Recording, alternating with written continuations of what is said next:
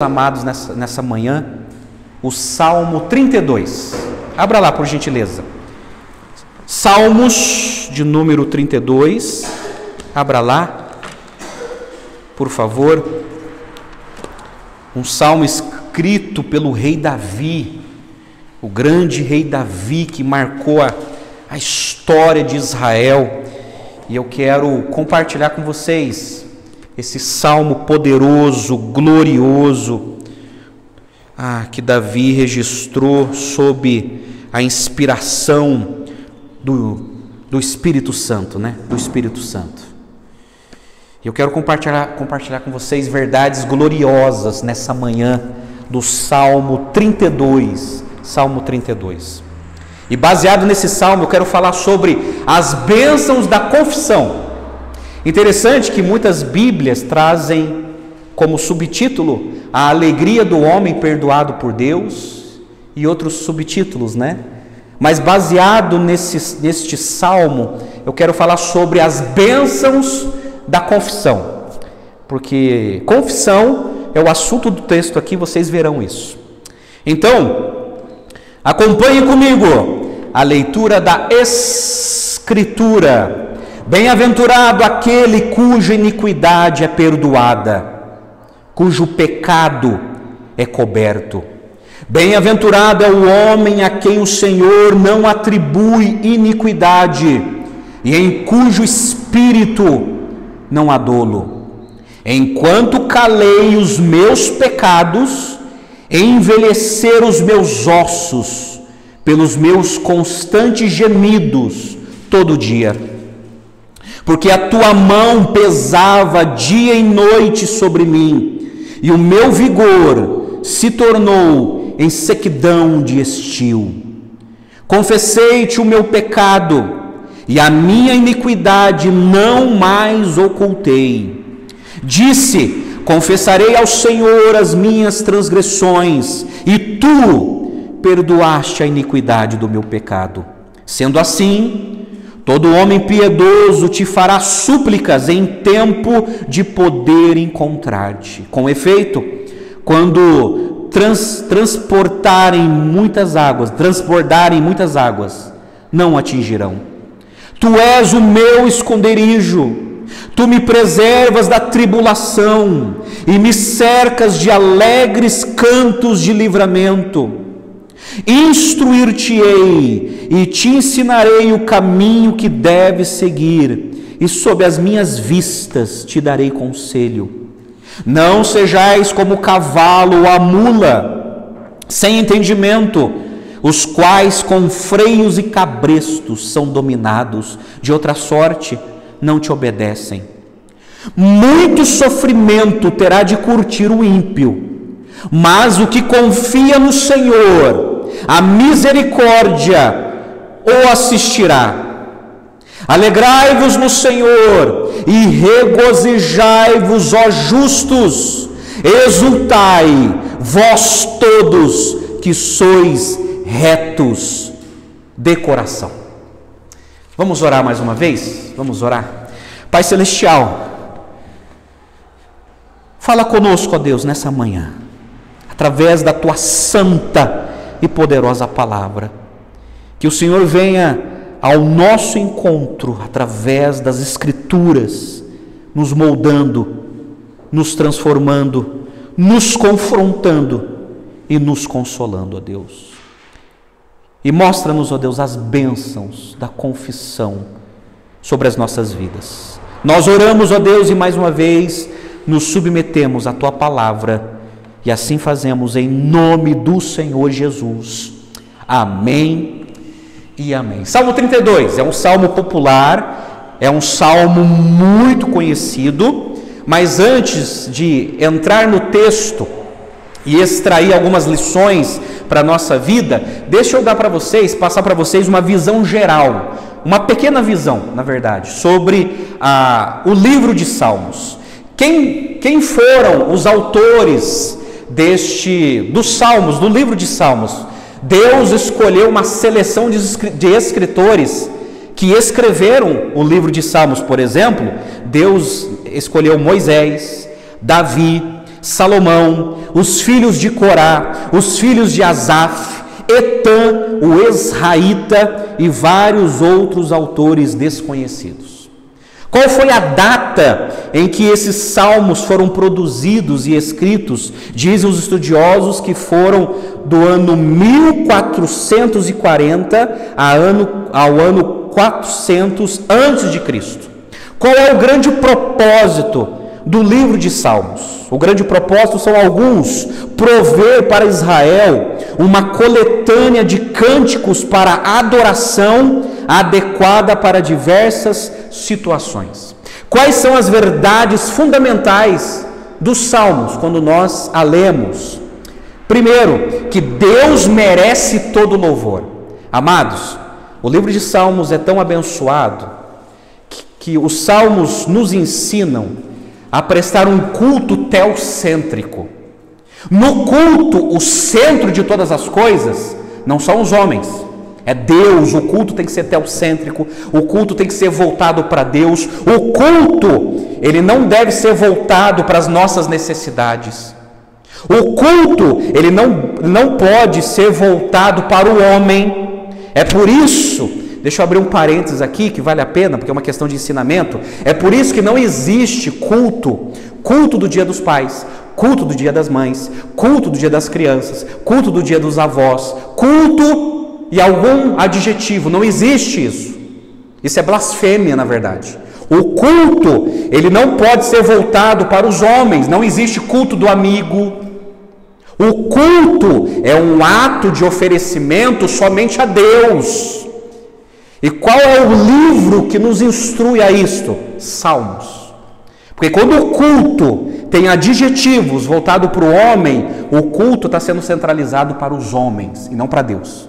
E o culto é uma adoração somente a Deus. É por isso que quando nós prestamos homenagens aqui na igreja, nós terminamos o culto primeiro e depois homenageamos os pais, as mães, as crianças, os pastores e assim vai. Porque isto é diluir e distorcer o verdadeiro ensinamento sobre o culto. O que os salmos nos ensinam? Deus protege e resgata os justos quando eles padecem necessidade. Tem várias orações. Deus irá abençoar o obediente e julgar o desobediente. Vários salmos falam sobre isso. Os salmos ensinam a revelação de Deus deveria ser o fundamento da adoração. É aquilo que eu acabei de falar. A verdadeira adoração implica uma vasta gama de emoções que é fruto de experiências da vida. Está aqui. É através do culto que, com toda a nossa emoção, com todo o nosso ser, razão e emoção, nós prestamos culto a Deus, e os salmos nos ensinam isso. Então aqui uma pequena introdução sobre o maior livro da Bíblia Sagrada, que é os Salmos. Eu não sei se é a sua preferência. Quando eu visito as pessoas, eu sempre faço a seguinte pergunta: olha, qual é o livro da Bíblia que você mais gosta? A maioria fala Salmos. A maioria. É a preferência de muita gente, Aí eu pergunto assim: qual salmo você prefere? A maioria fala assim: Salmo 91. Outro, Salmo 23.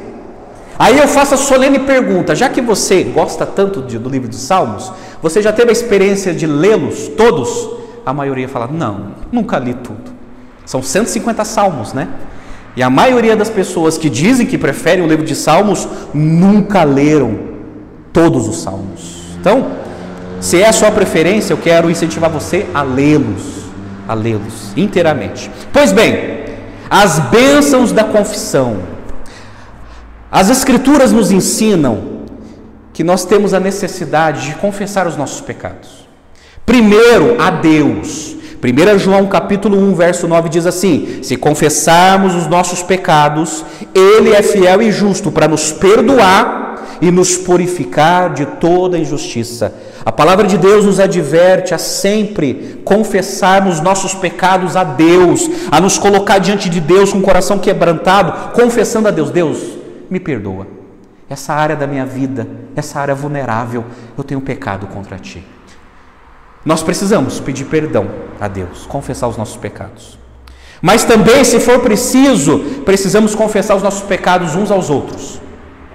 Tiago 5,16 diz assim: confessai os vossos pecados uns aos outros, para que haja cura, porque a oração de um justo pode muito em seus efeitos. Então, se eu tenho cometido um pecado contra outro, ou se o outro tem cometido um pecado contra Deus e quer pedir aconselhamento para o seu próximo, para um outro cristão, Tiago nos adverte que isso precisa ser feito, para que haja cura, para que haja restauração. Então, quando nós pecamos contra alguém, precisamos confessar o nosso pecado e dizer assim: olha, meu irmão, me perdoa por aquilo que eu tenho feito.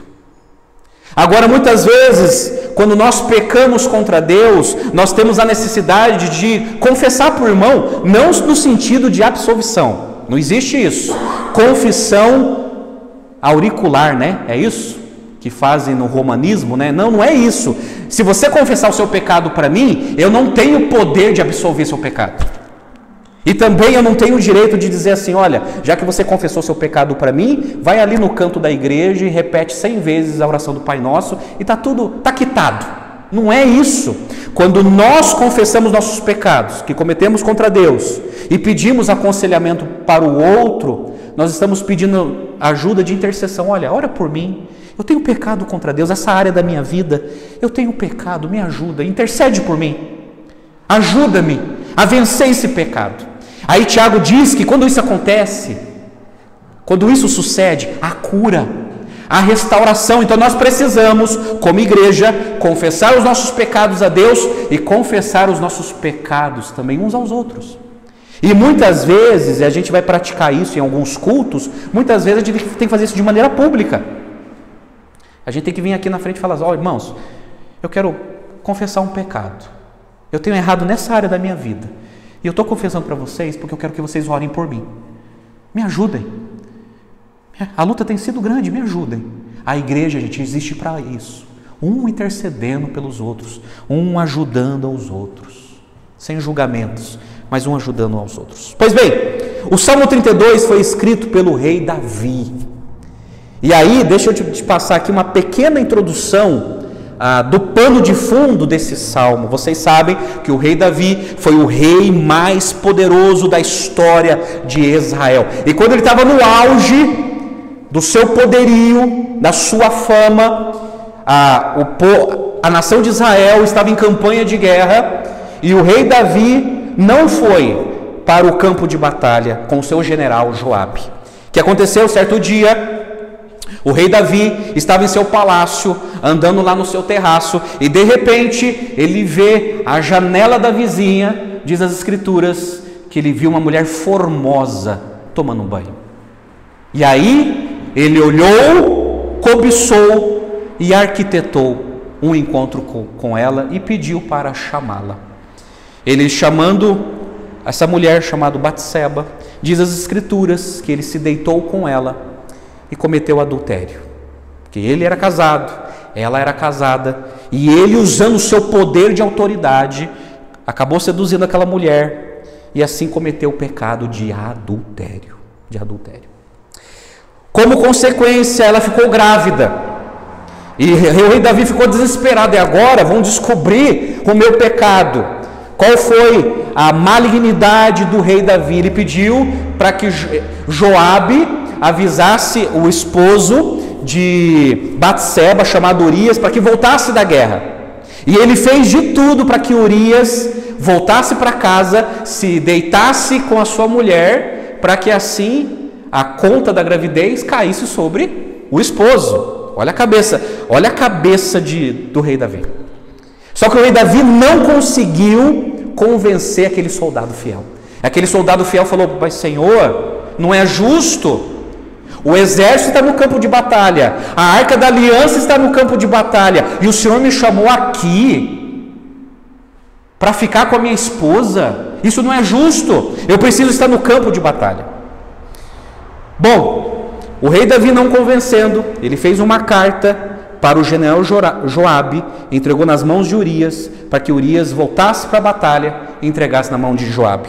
E lá estava escrito assim: o rei Davi escreveu para o general Joabe que colocasse Urias na linha de frente da batalha, na linha mais vulnerável, e o deixasse sozinho. E assim Joabe, o general obediente, obedeceu ao rei Davi as instruções. E Urias, esposo de Batseba, ficou sozinho na linha de frente da batalha e foi morto. Qual foi a ideia do rei Davi? Bom, agora ficou viúva, eu vou ficar com ela. Mas, gente, encurtando, pegando uma grande história e resumindo, esse rei, ele foi confrontado pelo profeta Natã. O profeta Natã chegou no nariz do rei Davi e falou: olha, você pecou contra Deus. Interessante que ele chega com uma ilustração, e na aplicação da ilustração ele aponta o pecado do rei Davi, e diz lá que o rei Davi sinceramente se arrependeu. Ele disse: eu pequei contra o Senhor. Aí dizem os estudiosos, os eruditos na área de Antigo Testamento, que nesse contexto de confrontação e de confissão, o rei Davi escreveu 2 salmos: o Salmo 51, que fala sobre o verdadeiro arrependimento, e o Salmo 32, que fala sobre as bênçãos da confissão. Está aqui. Diante de tudo isso, eu quero apresentar para vocês 5 bênçãos quando nós confessamos nossos pecados.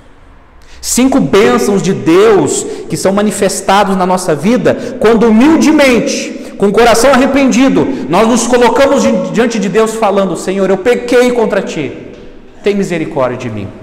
Aí nós recebemos essas 5 bênçãos baseada na misericórdia de Deus. Repita comigo: 5 bênçãos.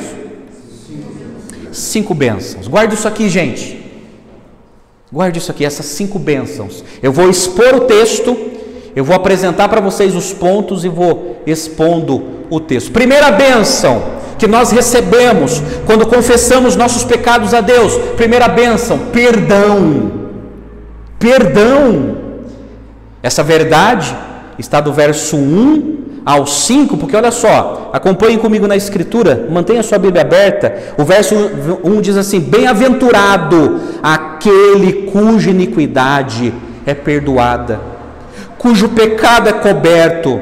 Bem-aventurado o homem a quem o Senhor não atribui iniquidade, e em cujo espírito não há dolo. A palavra bem-aventurado é feliz, alegre, abençoado. Bem-aventurado, feliz é aquele que reconhece o seu pecado e que pede perdão a Deus, confessa a Deus e pede perdão. Esse é um bem-aventurado. Enquanto o soberbo não pede perdão e não confessa, o feliz, o abençoado, é aquele que se coloca diante de Deus falando: Senhor, eu confesso meus pecados, tem misericórdia de mim, tem misericórdia. Agora, interessante que o rei Davi, ele usa essas palavras, né? Iniquidade, pecado, se referindo à questão do pecado. Aí é interessante que os comentaristas da Bíblia de Genebra, eles escreveram assim: o termo hebraico traduzido como iniquidade, no verso 2, é diferente do termo traduzido como pecado, no verso 1. 3 termos hebraicos diferentes para pecado são usados nos 2 primeiros versículos para enfatizar diferentes perspectivas sobre a rebelião humana contra Deus. Então, quando ele diz assim: bem-aventurado aquele cuja iniquidade, iniquidade é como se fosse uma mancha. Os nossos pecados é como se fosse uma mancha, e como se fosse também uma ofensa à santidade de Deus. Quando nós pecamos, ofendemos a santidade de Deus, ofendemos, e por vezes suscitamos a sua ira, porque diz a Bíblia que Deus também se ira. E quando diz também sobre pecado, o pecado é coberto. O que é pecado? Pecado é errar o alvo. Pecado, de uma maneira simples para você entender, é viver afastado do plano de Deus. Então, quando um homem ou uma mulher vive afastado do plano de Deus, ele está em pecado, ela está em pecado, porque não está vivendo os planos de Deus. Por causa de todos esses conceitos, tanto a iniquidade, pecado e transgressão é uma rebelião declarada contra Deus. E transgressão significa quebrar uma lei. Então, quando nós pecamos, nós quebramos uma lei de Deus e nós estamos manifestando a nossa rebelião contra Deus. Vocês estão vendo como o pecado é terrível, gente? Na vida do ser humano. Mas daí, o rei Davi escreve: bem-aventurado. Bem-aventurado aquele cuja iniquidade é perdoada e cujo pecado é coberto. Essa palavra coberto aqui, né, no sentido de acobertamento, né, de jogar debaixo do tapete para ninguém ficar sabendo, não é nesse sentido. Coberto aqui, ela tem uma ideia do sistema sacrificial, que quando o cordeiro era imolado, aquele sangue era derramado, aquele cordeiro representava o pecado daquela pessoa. E o sangue aspergido simbolizava o seguinte, que aquele que ofertou o cordeiro estava sendo perdoado. O sangue cobriu o pecado daquela pessoa que levou o animal. E aí, o rei Davi, familiarizado com o sistema sacrificial, ele diz assim: bem-aventurado, cujo pecado que foi confessado foi coberto. Deus cobriu com a sua misericórdia, Ele cobriu com o seu amor, porque essa pessoa confessou e pediu perdão e recebeu essa bênção do perdão. Agora, olha que interessante, verso 3 e 4, o rei Davi, ele mostra o pecado não confessado. O que o pecado não confessado produz na vida da pessoa? Olha comigo o verso 3. O rei Davi escreveu assim: enquanto calei os meus pecados, envelheceram os meus ossos pelos meus gemidos constantes todo dia. Ao verso 4 diz assim: porque a tua mão pesava sobre mim dia e noite, e o meu vigor se tornou sequidão de estio. Olha o que o pecado não confessado produz na vida do ser humano. 3 áreas. Primeiro, desequilíbrio físico. Agora, deixa eu falar uma coisa para você aqui. Eu não estou aqui declarando que todo pecado mal resolvido, eu não estou aqui generalizando que todo pecado mal resolvido é resultado de problemas na parte física. Eu não estou declarando isso, tá ok? Há várias explicações do porquê nós temos problemas na parte física. Mas dentro desse compêndio de explicações, uma delas é pecado mal resolvido na vida. Tá? Nós temos problemas por má alimentação, nós temos problemas variados no físico. Mas dentro dessas listas que são apresentadas, uma delas, pecado mal resolvido na vida. E aí, quando o rei Davi, ele usa essa expressão, enquanto calei os meus pecados, enquanto não resolvi os meus pecados, envelheceram os meus ossos pelos meus constantes gemidos todo dia, ele estava sentindo no físico. O pecado dele era tão terrível que ele estava sentindo algo no físico, nos ossos. Pecado não confessado mal resolvido, muitas pessoas acabam sentindo no próprio físico, na própria estrutura física, na própria estrutura. O pecado mal resolvido, ela traz um desequilíbrio espiritual, porque qual foi a sensação do rei Davi no verso 4? Ele diz assim: porque a tua mão pesava dia e noite sobre mim. Desequilíbrio espiritual. Ele sabia que tinha pecado contra Deus e por causa disso ele se sentia acachapado, sufocado, como se a mão de Deus estivesse sobre ele, empurrando ele para baixo. É isso. Quem não resolve os seus pecados tem essa sensação: olha, eu sinto a tua mão pesando sobre mim, porque eu sei que a qualquer momento, na linguagem do paulista aqui, o bicho vai pegar. A qualquer momento isso vai vir à tona. E aí, o pecado mal resolvido produz desequilíbrio psicológico. Olha que ele diz no verso 4: a tua mão pesava sobre mim dia e noite, e o meu vigor se tornou em sequidão de estio. Sabe o que ele está dizendo? Olha, eu não tenho vontade nenhuma na vida mais. Qual é a causa? O meu pecado. Eu não tenho mais vigor, eu não tenho mais alegria, eu não tenho mais força de vontade na vida. A causa, pecado mal resolvido. E tem muita gente assim, com desequilíbrio no físico, com desequilíbrio espiritual, com desequilíbrio psicológico. Uma das causas, entre tantas, não estou generalizando, pecado mal resolvido na vida.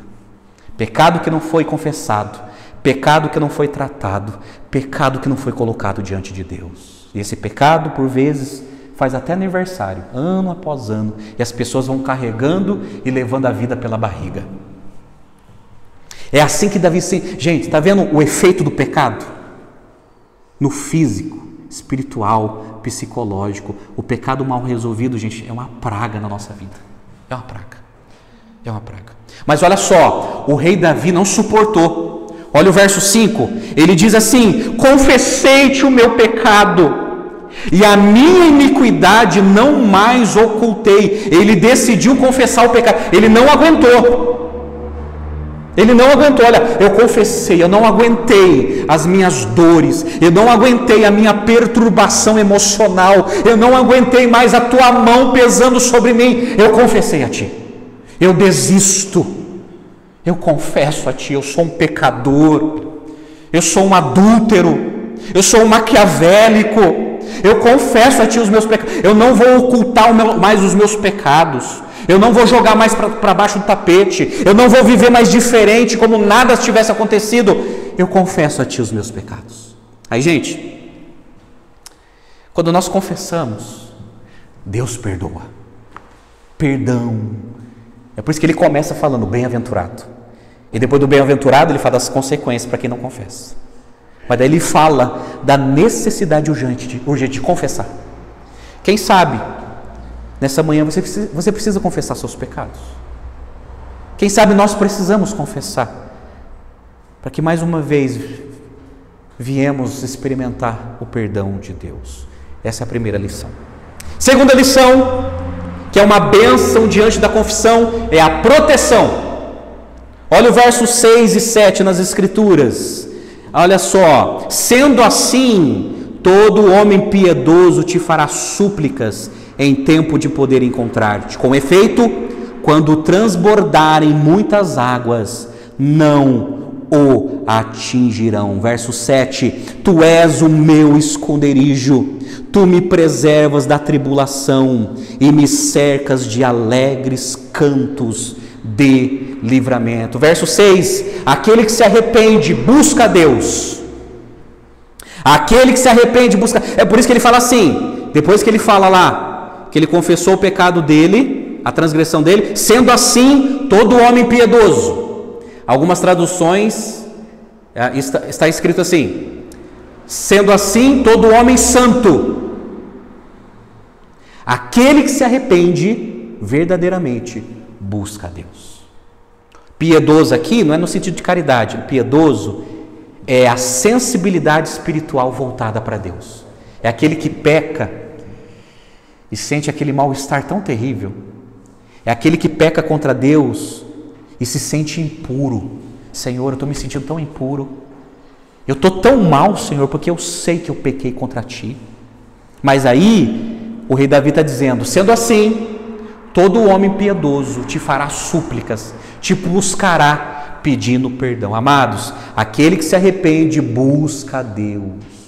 Aquele que se arrepende busca a Deus. Aquele que não se arrepende tem prazer de viver no pecado. Estes são os dois grupos que estão neste mundo. Aquele que se arrepende busca a Deus, cai, se arrepende, busca a Deus, desliza, se arrepende, busca a Deus e não se conforma consigo mesmo. Mas aquele que não se arrepende tem prazer no pecado. Tem prazer no pecado. Aí no verso 6, na parte B, é interessante que diz que Deus protege aquele que confessa. Olha que interessante, Deus protege aquele que confessa, porque o rei Davi escreveu assim: com efeito, quando transbordarem muitas águas, não atingirão. Deus protege quem confessa. Aquele que confessa o seu pecado, Deus protege. Pode vir um tsunami de calúnia, pode vir um tsunami de difamação, pode vir um tsunami de dedo na cara. Existe uma proteção de Deus porque o pecado foi confessado. É isso que o rei Davi quer dizer aqui. E no verso 7, Deus livra da angústia. Olha o verso 7, quando ele diz assim: tu és o meu esconderijo, tu me preservas da tribulação e me cercas de alegres cantos de livramento. Como é que ele estava se sentindo antes? A tua mão pesava sobre mim, dia e noite. Depois que o pecado foi confessado, o que ele diz? Tu me cercas de alegres cantos de livramento. Gente, olha que interessante. Deus nos livra da angústia produzida pelo pecado. Antes, se sentia pesado, perturbado. Depois que o pecado foi confessado, ele sente alegria. Tu me cercas com cantos alegres de livramento. A minha angústia, eu estou livre da minha angústia. Eu estou livre dessa prisão emocional promovido pelos meus pecados.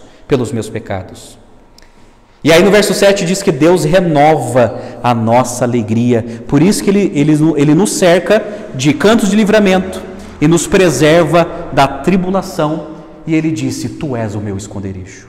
Gente, proteção de Deus. Pode o diabo querer jogar na sua cara. Pode as pessoas inescrupulosas jogar os seus pecados na sua cara. As pessoas podem se levantar para te julgar, mas se esse pecado já foi confessado, se você se arrependeu dos seus pecados, confessou a Deus, existe uma proteção sobre você. Por mais que haja levantes contra a sua reputação, existe uma proteção sobre você. Sabe por quê? Porque você confessou o seu pecado. Amém? Gente, é isso. Essa é a segunda bênção da confissão, a proteção. Terceira bênção, direção. Verso 8 e 9 que diz assim: instruir-te-ei e te ensinarei o caminho que deves seguir. Sob as minhas vistas te darei conselho. Aí diz assim: não sejais como o cavalo ou a mula sem entendimento, os quais com freios e cabrestos são dominados. De outra sorte, não te obedecem. Direção. Nós recebemos o perdão, a proteção e a terceira bênção, a direção. Deus começa a dirigir a nossa vida. Deus vai ensinar o caminho certo. Sabe o que Deus diz? Olha, eu te amo tanto que eu te perdoo, porque eu te amei primeiro, antes de você me conhecer. Mas agora submeta-se à minha direção. Eu tenho uma direção na sua vida. Você quer se livrar do seu pecado? Se submeta às minhas ordens. A minha direção está aqui. É essa a direção, nem para a direita nem para a esquerda. Essa é o plano que eu tenho para a sua vida. Essa é a direção que eu tenho para você. Você quer vencer o seu pecado? Obedeça-me. Obedeça a minha direção. Direção, gente. E Deus começa a nos direcionar para vencermos os nossos pecados. Agora é o seguinte: seja obediente à direção de Deus. Seja obediente. Porque no verso 9, aí o rei Davi fala do mundo animal. Verso 9: não sejais como o cavalo ou a mula, né? Que não tem entendimento, os quais com freios e cabrestos são dominados, de outra sorte não te obedece. Sabe o que o rei Davi está dizendo? Não seja como um cavalo desobediente, nem como uma mula. Já tentou, eu não sei se é a palavra certa, amansar cavalo brabo? Cavalo desobediente? Eu lembro lá no estado de São Paulo, numa cidade chamada Jaguariúna, que eu tenho parentes que moram lá, eu vi um profissional amansando, né, batendo no cavalo, para o cavalo obedecer, para o cavalo ficar adestrado, o cavalo teimoso, né? E aí Deus está falando através da boca do rei Davi o seguinte: olha, obedeça, não seja desobediente. Não seja como um cavalo que precisa de freio na boca, tem que sentir dor para obedecer. O cavalo tem que sentir dor para obedecer. O rei Davi está dizendo que não seja o seu caso, que você não venha ter que sofrer pelos seus pecados para depois obedecer. Obedeça de coração. Obedeça de coração. A direção. Eu pergunto para você: qual é a direção de Deus na sua vida para vencer isso? Qual é a direção que Deus tem te dado através das Escrituras? Obedeça. Obedeça a direção de Deus. Quarta bênção: restauração. Amados, olha o verso 10. Ele diz assim, olha só o contraste: muito sofrimento terá de curtir o ímpio, Mas o que confia no Senhor, a misericórdia o assistirá. E no verso 11, ele fala assim: alegrai-vos no Senhor e regozijai-vos. Restauração.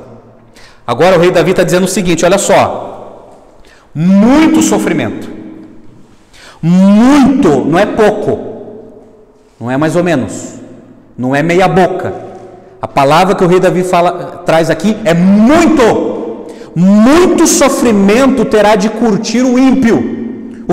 Quem é o ímpio? O ímpio é aquele que não tem temor a Deus. O ímpio é aquele que tem prazer no pecado. O ímpio é aquele que não tem relacionamento com Deus. O ímpio é aquele que não quer obedecer às ordens de Deus. O ímpio é aquele que está em rebelião e escolheu viver assim. O rei Davi está dizendo assim, que o ímpio vai sofrer muito. O ímpio vai sofrer, vai ter muitas dores por causa do pecado não confessado, o pecado mal resolvido. Mas daí ele inverte. Mas a Bíblia sempre tem um mas quem confessa, o que confia no Senhor, a misericórdia o assistirá. A misericórdia o assistirá. Gente. Mas aquele que confia no Senhor e confessa o pecado vai experimentar a misericórdia de Deus. Eu chamo isso de restauração. Deus restaura a vida, o coração de todo aquele que se arrepende e confessa os seus pecados. Ele restaura, Ele transforma. Deus ainda hoje faz isso. Ainda hoje. E aí a palavra que o rei Davi usa é confia. Confia no Senhor. E a misericórdia de Deus o assistirá. Uma das melhores definições de misericórdia que eu já li veio do Dr. Wayne Grudem, que ele diz que a misericórdia de Deus é a compaixão de Deus diante da miséria humana. Quando Deus tem misericórdia, é quando Ele olha para nós e Ele começa a ter compaixão por causa da nossa miséria, produzido pelos nossos pecados, e aí Ele tem misericórdia e nos perdoa, nos protege, nos direciona e nos restaura. Amém? Quem sabe nessa manhã você precisa de restauração. Arrependa dos seus pecados, confesse a Deus e Ele vai restaurar você. A graça de Deus está acima de qualquer pecado. A graça salvadora, redentora, consoladora pode nos restaurar. Pode nos restaurar. E aí ele diz assim: alegrai-vos no Senhor, porque o Senhor misericordioso é aquele que nos perdoa. O Senhor misericordioso é aquele que não nos abandona, mas que nos direciona. Alegrai-vos no Senhor, que o Senhor seja a sua alegria, que o Senhor seja a sua satisfação, o seu deleite, que o seu maior tesouro seja o Senhor que te perdoou, Aí, eu finalizo com a quinta bênção, né? Primeira bênção, decorou? Primeira bênção, repita comigo, primeira bênção, perdão. Segunda bênção, proteção. Terceira bênção, direção. Quarta bênção, restauração. E quinta bênção está resumido numa palavrinha só, mas que tem uma amplitude de significado tremendo: justificação. Porque ele diz assim: alegrai-vos no Senhor e regozijai-vos, ó justos. Exultai, vós todos que sois retos de coração. Eu te explico essa palavra justo. Justos aqui não é o certinho, não é o socialmente aprovado. Justos aqui foram aqueles que foram perdoados. Essa palavra justos vem tanto do sistema sacrificial como do sistema jurídico na época de Jesus, na época de Paulo. quando uma pessoa era inocentada diante de um tribunal, quando uma pessoa, a culpa da pessoa foi removida. Aquela pessoa, ela estava sentenciada, mas o juiz escolheu retirar a culpa daquela pessoa e trazer a culpa para si mesmo. Eu vou assumir a sua culpa, você vai ficar livre da sua culpa, eu vou retirar a sua culpa e eu vou trazer a sua culpa em mim, e você está livre da sua culpa, você foi inocentado, você foi justificado, você não deve mais nada, porque eu assumi por você. Isso é o que traz a palavra justos. Fomos justificados, não só pelo simples fato que a gente confessou, mas porque, trazendo a luz do Novo Testamento, uma pessoa morreu no nosso lugar, assumindo os nossos pecados. E quando ele assumiu os nossos pecados lá na cruz do Calvário, ele morreu como cordeiro substituto, levando o meu e o seu pecado. E diante disso nós fomos perdoados, justificados. As nossas transgressões estão quites diante da lei de Deus, porque Ele obedeceu a lei de Deus de maneira perfeita no nosso lugar. Ele se ofereceu por nós como cordeiro substitutivo, morrendo na cruz e levando os nossos pecados, os nossos crimes, as nossas rebeliões. E Ele disse para nós: está consumado, agora vocês foram inocentados. A culpa que estava sobre vocês, eu assumi, e vocês foram inocentados, perdoados. Aí, o rei Davi, que acreditava no Messias que viria, ele escreve isso inspirado pelo Espírito Santo, dizendo assim: alegrai-vos no Senhor, regozijai-vos, ó justos, vocês que foram perdoados. Vocês foram perdoados não porque merecem, vocês não foram perdoados porque são bonzinhos, vocês foram perdoados porque o sangue de um inocente vai ser derramado sobre vocês, e por causa do sangue desse inocente, os nossos pecados foram removidos, serão removidos no sentido do entendimento dele, e para nós foi removido. E aí ele diz assim: exultai, vós todos que sois retos de coração. Justos, a gente recebeu a justificação, retos de coração, agora a gente vive uma vida de santificação, retidão. Justos, Deus veio ao nosso encontro, nos perdoando. Retidão é a nossa vida de gratidão através da santificação.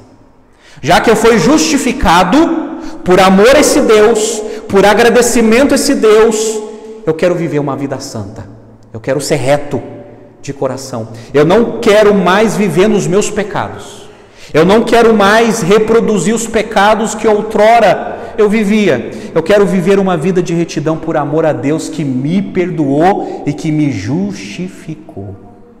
Amém, gente? Fez sentido? Estas são as bênçãos da confissão. Estas são as bênçãos da confissão.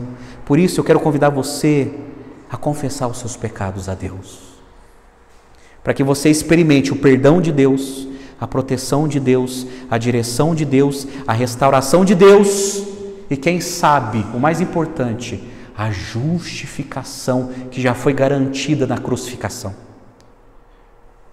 Quando nós somos perdoados e recebemos a vida eterna, a salvação, o perdão dos nossos pecados. Estávamos separados de Deus, indo para o inferno, mas Deus nos encontrou através do seu Filho amado, dizendo: eu perdoo os seus pecados, eu perdoo você, e eu vou transformar a sua vida e vou te levar para mim. Estas são as bênçãos da confissão. E aí, eu quero convidar você a confessar os seus pecados a Deus. Quem sabe nessa manhã você precisa confessar os seus pecados a Deus e falar: Senhor, eu sinto a tua mão pesada sobre mim. Eu estou até perturbado emocionalmente, não consigo nem dormir, não tenho nem vigor. mas eu creio no teu perdão. Eu me arrependo, Senhor, eu me arrependo, Senhor. Arrependimento, meus amados, é mudança de pensamento, mudança de sentimento e mudança de comportamento. Arrependimento é mudança de pensamento. Agora você entende intelectualmente que você estava vivendo no pecado e que o seu pecado é uma rebelião contra Deus. Isso você entende agora na mente.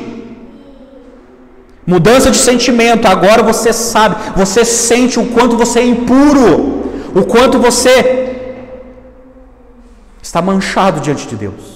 Sentimento, a pessoa começa a sentir um mal-estar. Senhor, diante da sua santidade eu vejo a minha pecaminosidade. Mudança de comportamento. Opa, agora eu entendo, agora eu sinto, eu preciso tomar uma decisão, eu preciso andar com Deus, eu preciso entregar minha vida a Jesus, eu preciso abandonar os meus pecados. Ó Deus, dai-me forças para abandonar os meus pecados. Mudança de comportamento. E o Evangelho promove isso em nós de maneira radical. Radical. Então confesse os seus pecados a Deus. Confesse os seus pecados a Deus. Quem sabe você precisa, pastor, eu preciso confessar com uma pessoa. Confesse. Essa pessoa vai orar por você. Haverá cura, haverá restauração. Eu quero convidar você humildemente a fechar seus olhos, se colocar diante de Deus nesse momento. Diante de Deus. Vamos confessar os nossos pecados e pedir perdão. Que Ele venha nos restaurar nessa manhã. Pai Celestial, obrigado pela Tua palavra, Senhor. Esse salmo glorioso, verdades gloriosas da Tua palavra. Obrigado, Senhor, pelo Teu perdão, pela Tua proteção, direção, restauração e justificação, ó Deus. Muito obrigado. Ó Deus, que cada um aqui possa experimentar essas verdades gloriosas, ó Deus.